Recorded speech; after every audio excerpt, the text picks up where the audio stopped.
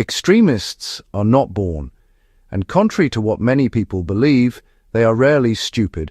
Throughout history, many extremists were educated, idealistic, and deeply convinced that they were on the right side of morality. That is what makes extremism dangerous.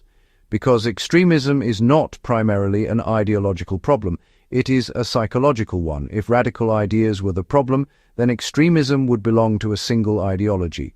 But history shows the opposite. Extremism has appeared in religious movements, nationalist projects, communist revolutions, fascist regimes, cults, identity-based movements, and even environmental causes. Different beliefs, different centuries, the same mental pattern, which tells us something uncomfortable. The ideology is just the vehicle. The human mind is the engine. People do not fall into extremism because an idea is persuasive. They fall into it because that idea satisfies deep psychological needs. Most radicalization begins during moments of chaos and uncertainty. Periods of economic collapse, rapid cultural change, war, social fragmentation, or personal failure create a sense that the world no longer makes sense. Human beings are extremely uncomfortable with uncertainty. Our brains are wired to search for order, meaning, and predictability. When reality becomes confusing, we don't look for the most accurate explanation. We look for the one that feels most stabilizing.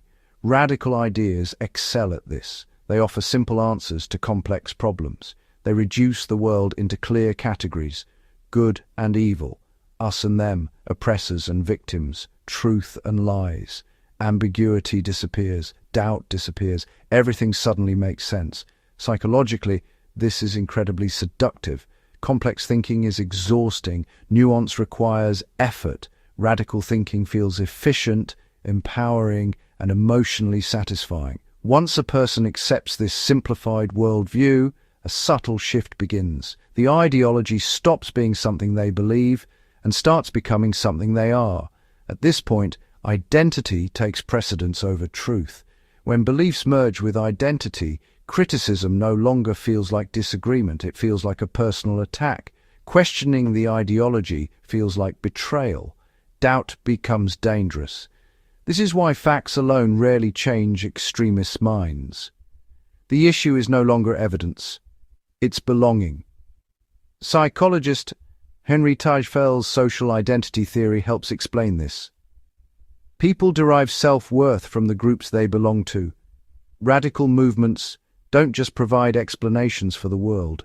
They provide community, purpose, and a sense of moral superiority. You are no longer just an individual with opinions. You are one of the awakened, one of the righteous, one of the few who truly understand what is happening. And this is where the trap tightens. Moral superiority is one of the most addictive psychological rewards available to the human mind. Neuroscientific studies show that moral outrage activates the brain's reward systems, similar to other forms of addiction. Anger feels good when it feels justified. Hatred feels virtuous when it feels righteous. At this stage, the goal is no longer understanding reality. The goal is defending identity. Any information that supports the ideology is amplified. Any information that challenges it is dismissed as propaganda, manipulation, or ignorance. Opponents are no longer seen as people with different perspectives, but as threats to the moral order.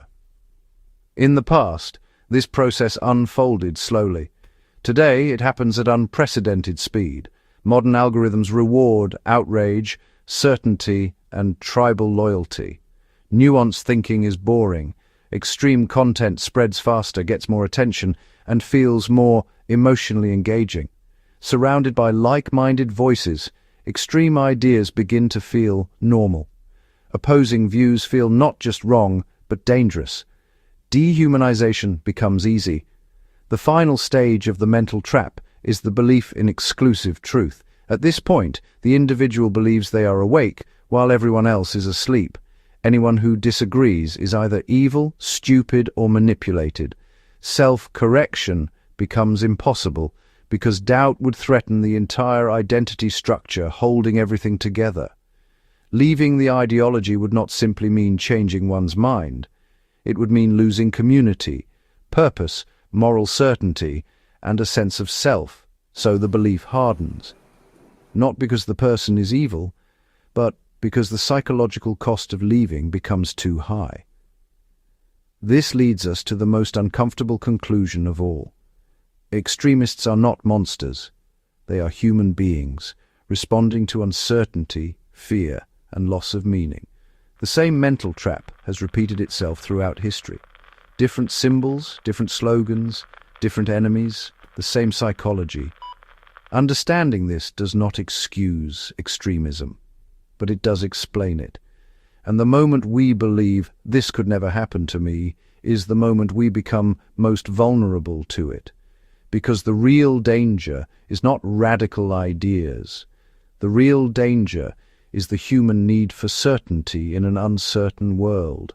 If this brought clarity, like the video, subscribe to Understanding the World for thoughtful weekly breakdowns.